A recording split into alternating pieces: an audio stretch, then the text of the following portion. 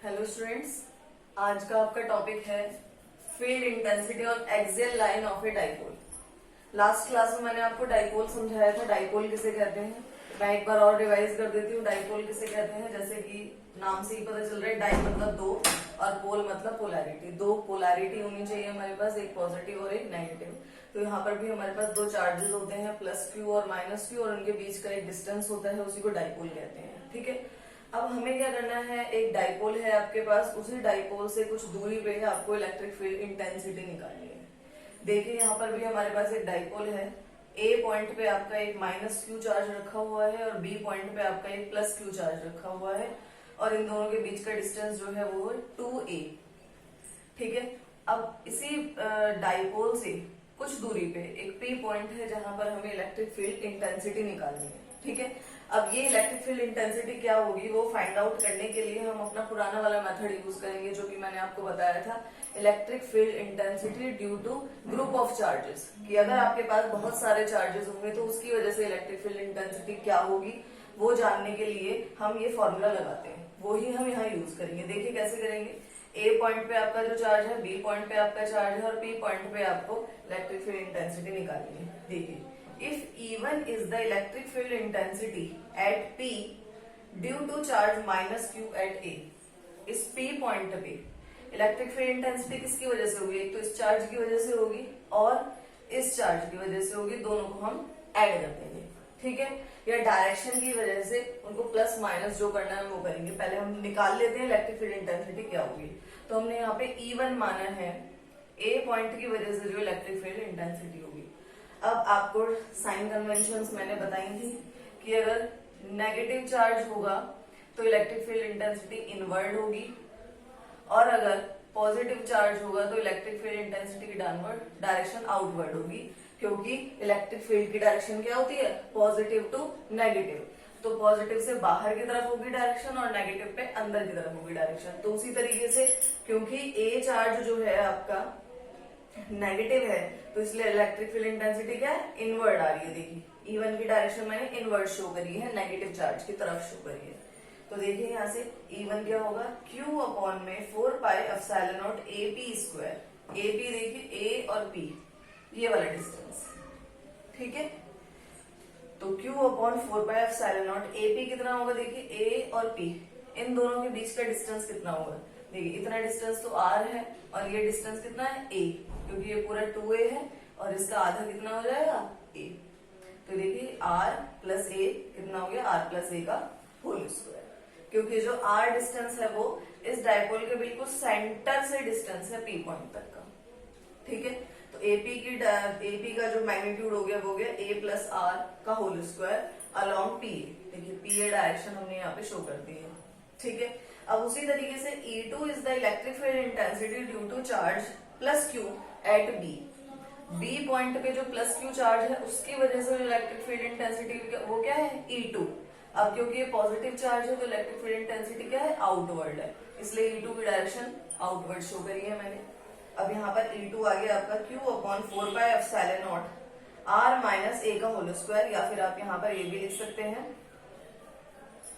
E2 है आपका Q upon 4 pi epsilon not B और P के बीच का डिस्टेंस BP का होल स्क्वायर। ठीक है, जैसे हमने यहाँ AP लिखा था A और P के बीच का डिस्टेंस, वैसे यहाँ B और P के बीच का डिस्टेंस BP का होल स्क्वायर। अब BP क्या होगा, यहाँ से देखिए BP कितना होगा, ये पूरा R है, अगर मैं R में से ये A हटा दूं तो BP मिल जाएगा मुझे, तो इसीलिए ये हो गया R माइनस A का होल स्क्वायर। ठीक है, इसीलिए आपका यहाँ आ गया R माइनस A का whole square along BP, B से P की तरफ आउटवर्ड डायरेक्शन।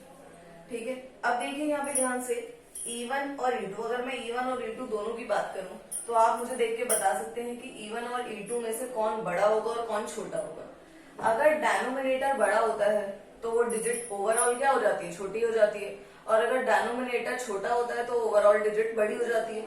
उसी तरीके से यहाँ पर देखिए डिनोमिनेटर में R प्लस A है और यहाँ डिनोमिनेटर में R माइनस A है, तो ऑब्वियस सी बात है ये क्वांटिटी छोटी होगी और ये क्वांटिटी बड़ी होगी, और ये डिनोमिनेटर में ये बड़ा है तो ये ओवरऑल क्वांटिटी क्या हो जाएगी, छोटी हो जाएगी। तो इसीलिए E1 क्या हो जाएगा आपका, स्मॉल हो जाएगा और E2 ग्रेटर हो जाएगा। ठीक है, E2 is greater than E1। ये आप इस क्वांटिटी को देख के पता लगाएंगे कि ये वैल्यू ज्यादा है, R प्लस ए ज्यादा है आपका, तो ओवरऑल क्या हो जाएगा, कम हो जाएगा, और R माइनस ए कम है तो ओवरऑल क्या हो जाएगा, ज्यादा हो जाएगा। इसलिए E2 is greater than E1।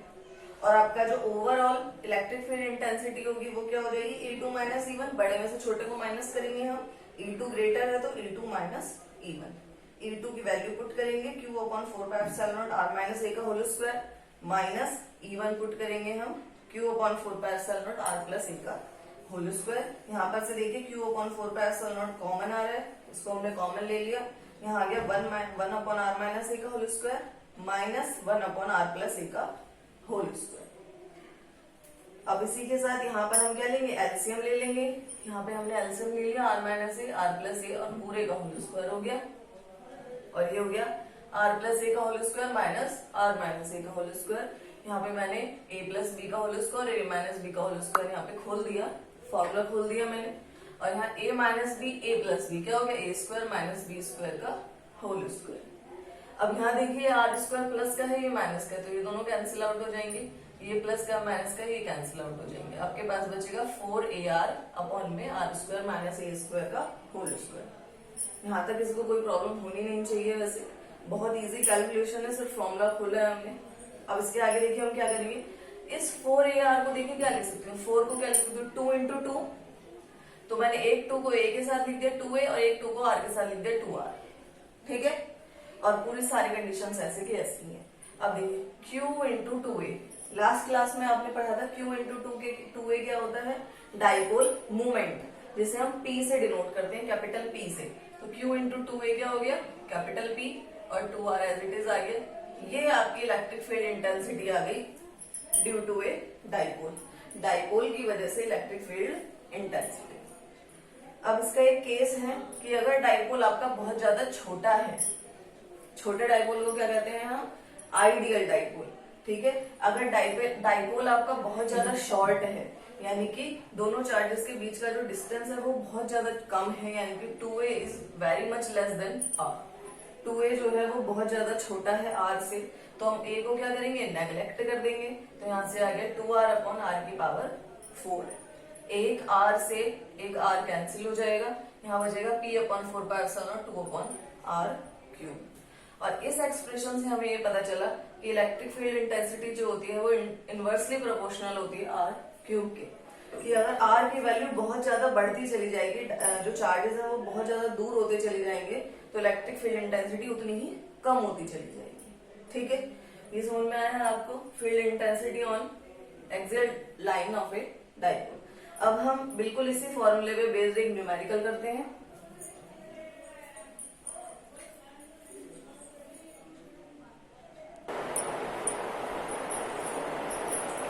आइए अब हम एक न्यूमेरिकल देख लेते हैं। न्यूमेरिकल है आपके 2 charges each of 1 microcoulomb but opposite in sign, यानी प्लस माइनस 1 माइक्रोकूलम है। ऑब्वियस सी बात है ये एक डाइपोल है और इनके बीच का डिस्टेंस जो है वो है 1 सेंटीमीटर, ठीक है। तो 2A आपको दिया हुआ 1 सेंटीमीटर। आपको कैलकुलेट करना है electric field at A point distance 10 centimetre from the mid point on axial line of the dipole, ठीक है। आपका डाइपोल में दोबारा बना देती हूँ, आपका ये डाइपोल है A पॉइंट और B पॉइंट, यहाँ पर चार्ज है -2, यहाँ पे +2, और इनके बीच का डिस्टेंस होता है 2A, ठीक है। और इसके बिल्कुल बीच से मिड पॉइंट से R डिस्टेंस की दूरी पे आपको एक पॉइंट होता है P, जहां पर आपको electric field intensity find out करनी होती है, जैसे कि इस क्वेश्चन में भी कहा गया है, ठीक है। तो जो Q चार्ज है वो आपका है ±1 माइक्रोकूलम, ठीक है। तो यहाँ पर हम लेंगे ±10 की पावर -6 कूलम, ठीक है। माइक्रो को हमने -10⁻⁻6 कर दिया।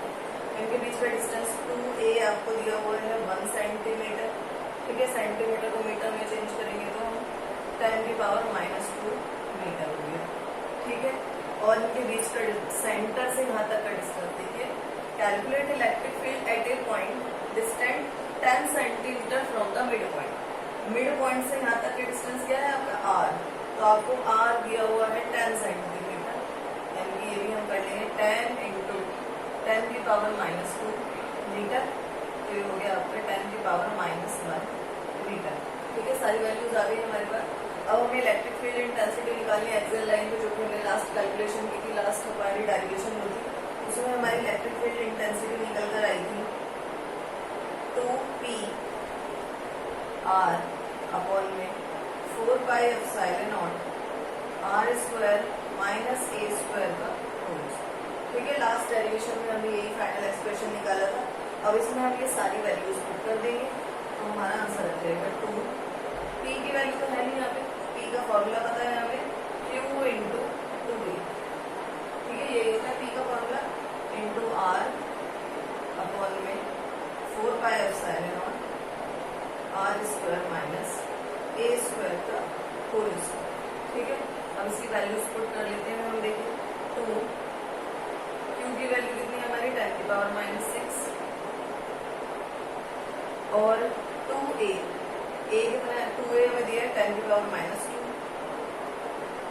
ध्यान रखिए ये 2a की पूरी वैल्यू है, कुछ बच्चे इसको दोबारा 2 से मल्टीप्लाई कर देते हैं, वो गलत है। 2a ये पूरा डिस्टेंस आपको दिया। ठीक है, तो 2a की वैल्यू डायरेक्ट पुट कर दी मैंने 10 की पावर माइनस 2 इंटू r आपको दिया है 10 की पावर माइनस 1, हमने निकाल लिया है ये, अपॉन में 4 पाई एप्सिलॉन नॉट, देखिए 1 upon 4 pi epsilon not direct आपके 9 इंटू 10 की पावर 9 के इक्वल होता है, और r square minus a square r square यानी कि 10 की पावर माइनस 1 यानी 0.1 का स्क्वायर करेंगे तो आ जाएगा आपका 0.01। ठीक है, माइनस क्या कर रहे हैं हम इसमें से a स्क्वायर देखिए 2a है आपका, यहाँ से हम a निकाल लेंगे, a हो जाएगा आपका 10 की पावर माइनस 2 अपॉन में 2, यानी कि हम इसको लिख सकते हैं 1 अपॉन 2 इंटू 100 यानी 1 अपॉन 200 और 1 अपॉन 2 होता है आपका 0.5, 2 डिजिट और आगे आ जाएगा पॉइंट आपका 0.0005। ठीक है, तो इसको हम इसमें से माइनस करेंगे 0.005 और इसका होल स्क्वायर। ठीक है, अब आप इन सबको सॉल्व करेंगे तो आपका आंसर आ जाएगा इलेक्ट्रिक फील्ड इंटेंसिटी आ जाएगी और उसकी यूनिट आपको बताइए न्यूटन पर। ठीक है, यहाँ से आप इस तरीके के हर न्यूमेरिकल सॉल्व कर सकती हैं इस फॉर्मूले के बेस पे। ठीक है, और अगर आपको ये डिस्टेंस बहुत ज्यादा स्मॉल दिया हुआ है, किसी क्वेश्चन में ये लिखा हुआ है कि the distance between the charges is very much small, तो यहाँ से आपको पता है हमने एक और एक्सप्रेशन निकाला था जहाँ पे हमने a को नेग्लेक्ट कर दिया था और सीधा r³ ले लिया था। ठीक है, तो आप वो वैल्यू यहाँ पे पुट करें। ठीक है, आपको न्यूमेरिकल अच्छे से समझ में आ गया हो। अब हम अपने नेक्स्ट टॉपिक की तरफ चलेंगे। नेक्स्ट में भी आपकी डेरिवेशन है जो कि डाइपोल पे ही बेस्ड है। देखिए, इस डेरिवेशन में है आपका field intensity on equatorial line of a dipole. Equatorial line यानी कि 90 डिग्री पे आपकी एक पॉइंट है जिस पे आपको इलेक्ट्रिक फील्ड इंटेंसिटी निकालनी है। देखिए यहाँ पे डायग्राम, यहाँ से समझिए इस डायग्राम को। यहाँ पे आपका ए पॉइंट है, यहाँ पे आपका बी पॉइंट है। ए पॉइंट पे नेगेटिव चार्ज है, बी पॉइंट पे पॉजिटिव चार्ज है, दोनों के बीच में 2a है। ये तो आपका डाइपोल है। ठीक है, इसमें तो कोई प्रॉब्लम होनी नहीं चाहिए। अब इस डाइपोल के बिल्कुल सेंटर से r डिस्टेंस पे आपका एक पी पॉइंट है जहाँ पर आपको electric field intensity find out करनी है। ठीक है, अब जैसे हमने एक्सियल वाला किया था बिल्कुल सेम वही मेथड हम फॉलो करेंगे। इस पी पॉइंट पे इलेक्ट्रिक फील्ड इंटेंसिटी इसकी वजह से भी होगी, इसकी वजह से भी होगी। ठीक है, जो इसकी वजह से इलेक्ट्रिक फील्ड इंटेंसिटी होगी वो होगी इवन, क्योंकि ये नेगेटिव चार्ज है तो इनवर्ट होगी, और इस पॉइंट की वजह से जो इलेक्ट्रिक फील्ड इंटेंसिटी होगी वो होगी E2, वो आउटवर्ड होगी क्योंकि ये चार्ज पॉजिटिव है। यहाँ तक आया समझ में? अब देखिए हम क्या करेंगे, ये जो E1 है, अब क्योंकि ये किसी एंगल पे है, थीटा एंगल पे है, इसके हमने दो कॉम्पोनेंट्स रिजॉल्व कर लिए जो कि हमने 11th क्लास में बहुत आराम से किए होंगे। जैसे कि मैं अभी समझा देती हूँ आपको।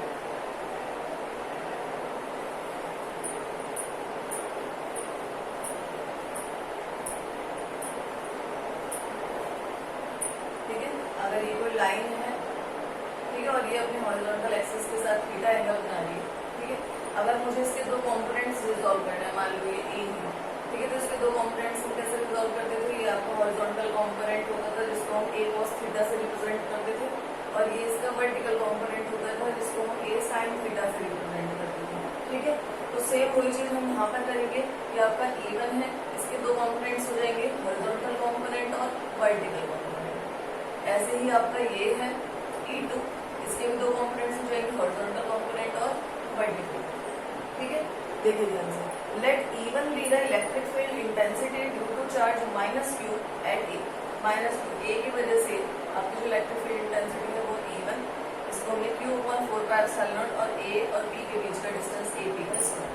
ठीक है, अब क्योंकि ये जो पॉइंट है वो बिल्कुल इक्वेटोरियल पॉइंट है, 90 डिग्री पे बेस्ड है, तो ये आपका एक राइट एंगल ट्रायंगल बन गया।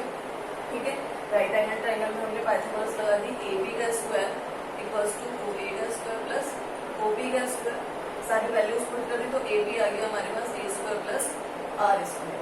यहाँ पे हमने AB स्क्वायर रख दिया, a square plus r square. ठीक है, क्योंकि AB स्क्वायर की पूरी वैल्यू है तो a square plus r square आ गया। अब क्योंकि इसके दो कॉम्पोनेंट्स रिजॉल्व किए हमने, जैसे कि मैंने अभी बताया, दो कॉम्पोनेंट्स हो गए इसके E1 cos थीटा और E1 sin थीटा। आप चाहो तो यहाँ पे डायरेक्शन भी मेंशन कर सकते हो, अलोंग, अब क्योंकि ये हॉरिजॉन्टल कंपोनेंट तो लिख सकते हो अलोंग PR। ठीक है, और वर्टिकल कंपोनेंट तो आप लिख सकते हो अलोंग PE। ठीक है, अब देखिए E2 उसी तरीके से इलेक्ट्रिक फील्ड इंटेंसिटी हो गई ड्यू टू चार्ज प्लस इस चार्ज की वजह से इलेक्ट्रिक फील्ड इंटेंसिटी हो गई आपकी E2, इसको भी हम q/4πε0 BP का स्क्वायर। ठीक है, BP का स्क्वायर, ये भी सेम इसी मेथड से हमने निकाल लिया a square plus r square. ठीक है, अब इसके भी कुछ हॉरिजॉन्टल और वर्टिकल कंपोनेंट होंगे, उसको भी हम यहाँ पर मेंशन कर देते हैं। हॉरिजॉन्टल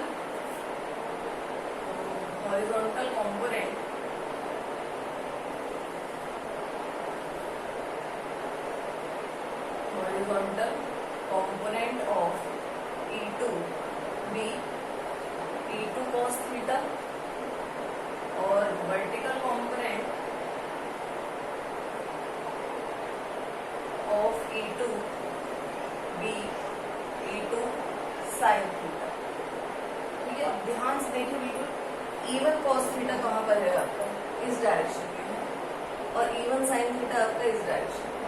उसी तरीके से E2 cos थीटा आपका इसी डायरेक्शन में, और E2 sin theta upward direction. देखिए E2 sin थीटा और E1 sin थीटा दोनों अपोजिट डायरेक्शन में है।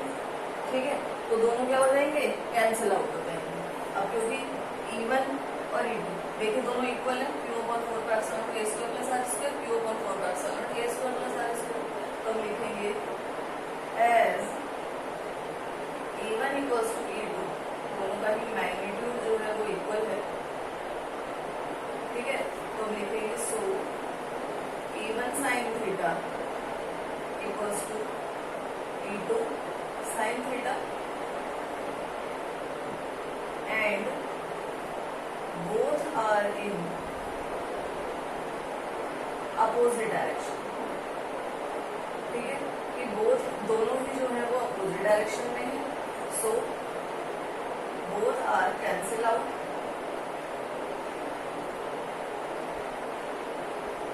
ठीक है, दोनों ही आपके कैंसिल हो जाएंगे, और आपकी जो इलेक्ट्रिक फील्ड इंटेंसिटी आएगी वो किसकी वजह से आएगी, इलेक्ट्रिक फील्ड इंटेंसिटी आएगी ओनली हॉरिजॉन्टल कंपोनेंट की वजह से।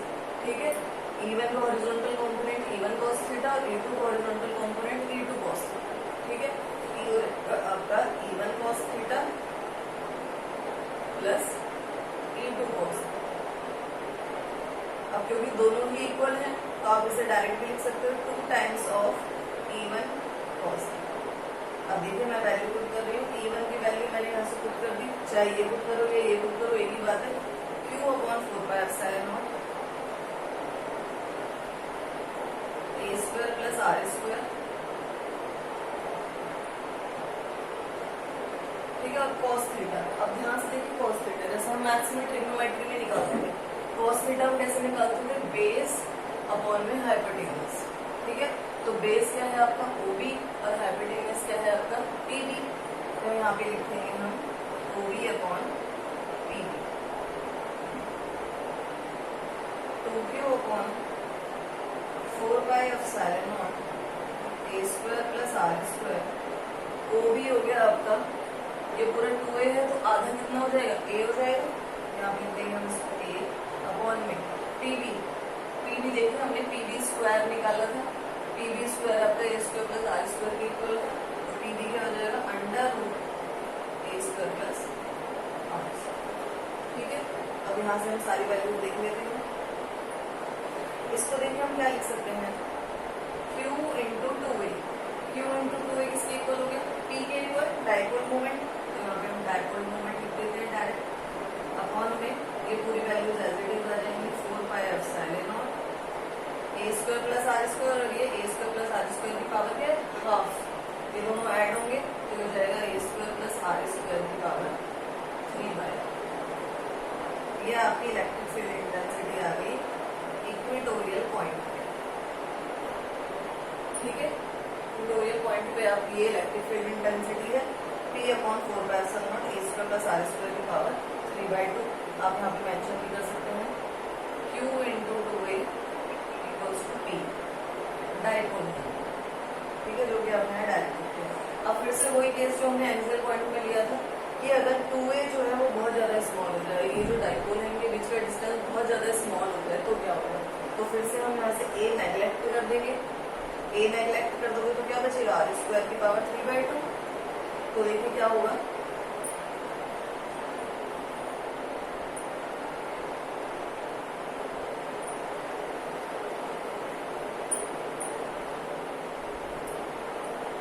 ये बचेगा, आपने a नेग्लेक्ट कर दिया है, यहाँ से इलेक्ट्रिक फील्ड इंटेंसिटी बचेगी P अपॉन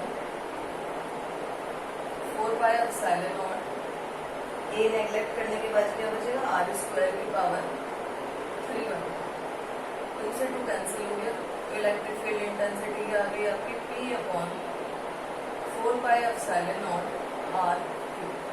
अब ध्यान से देखिए डाइपोल मोमेंट भी कांस्टेंट है, ये भी कांस्टेंट है, तो इलेक्ट्रिक फील्ड इंटेंसिटी किसके प्रोपोर्शनल हो गई आपकी 1 अपॉन आर क्यूब, यानी आर क्यूब के इनवर्सली प्रोपोर्शनल। यही सेम रिजल्ट हमारा एक्सियल लाइन वाली एनिमेशन में भी आया था, तो दोनों का ही रिजल्ट जो है वो सेम है कि अगर एक्सियल लाइन होगी तो भी electric field intensity inversely proportional होगी आर क्यूब के, और अगर इक्वेटोरियल पॉइंट होगा तो भी इलेक्ट्रिक फील्ड इंटेंसिटी जो होगी वो आर क्यूब के इनवर्सली प्रोपोर्शनल।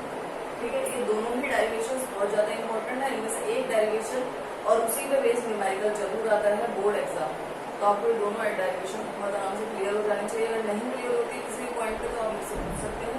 अब हम किसी डेरिवेशन पे बेस्ड इक्वेटोरियल पॉइंट पे बेस्ड एक न्यूमेरिकल करते हैं।